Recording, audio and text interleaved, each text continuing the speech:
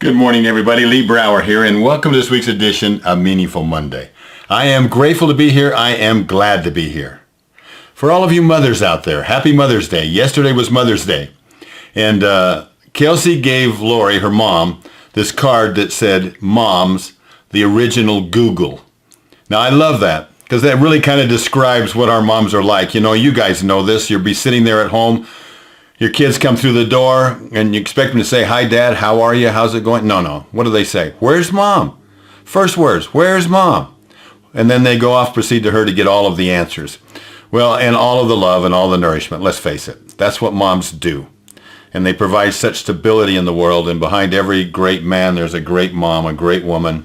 And we're so grateful for them. And for all of you, happy Mother's Day. You know, thinking about that, I may have told you a story about my good friend and dear friend and also partner in Empowered Wealth in Canada, Jay, and his wife Ann. And Jay called me on August 11th. I don't remember the year, but it's probably 9 or 10 years ago, probably 10 years ago, something like that. Quite a while ago. But I remember it's August 11th because that's Lori's birthday, my wife Lori's birthday. And I remember taking the call, and he called me up and he said, Lee, I have a positive experience I want to share with you. So I said, well, what is it, Jay? And he said, this morning, I was the very first person to shake the hand of my first grandson. Jay, I said, that's awesome. Congratulations. I said, why are you so grateful for that? And he said, Lee, I sat there looking at my daughter. I looked at her mother, my wife, and I remembered the birth of my daughter, and I just marveled at how the cycles of life go on, and I marveled at what a great miracle childbirth was, and what these women, these mothers go through. And I had this overwhelming appreciation for mothers, for my mom, and for my daughter, and now for this new grandson. I said, all right, Jay, with all of this emotion now, what are you going to do with this? And he says, you know what I'm going to do? Thought about it. And he said, every year on my grandson's birthday, I'm going to go to him and I'm going to shake his hand and I'm going to remind him that I was the first human being to shake his hand. I said, that's great, Jay. What happens if you don't make it a year? He goes, oh, well, I said, why don't you write him a letter? Tell him exactly how you feel in this moment. Because how you feel in this moment a year from now will be difficult to capture. But write how you feel in this moment. And so he did that, and he encouraged him to participate with him in this tradition. And if and when Jay was gone, to carry it on with his son in the future. Now, as time has gone on, Jay has shared with me that the more that this has happened, the more he's thought about it, it reminded him of the handshake that his grandfather talked to him about.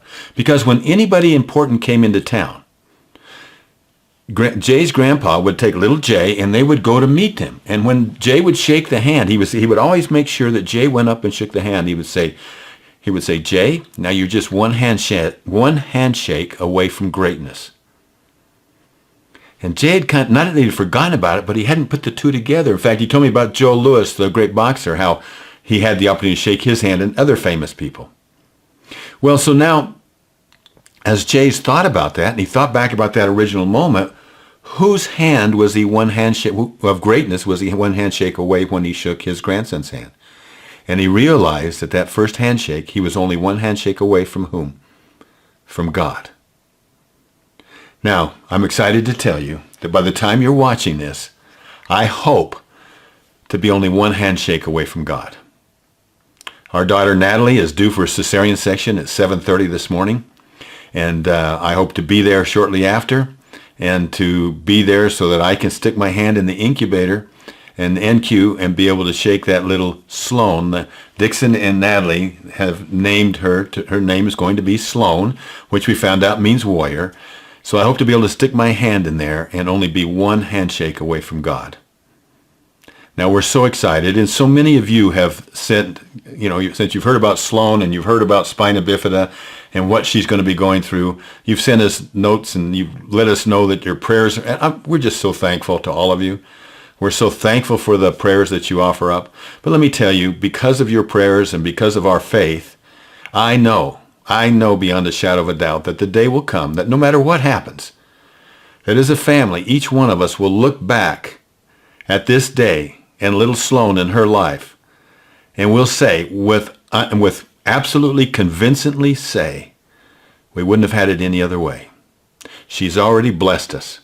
She's already blessed our family in so many ways. Thank you for letting me share this. God bless you all. Have a meaningful week. I look forward to talking to you next week. Bye-bye.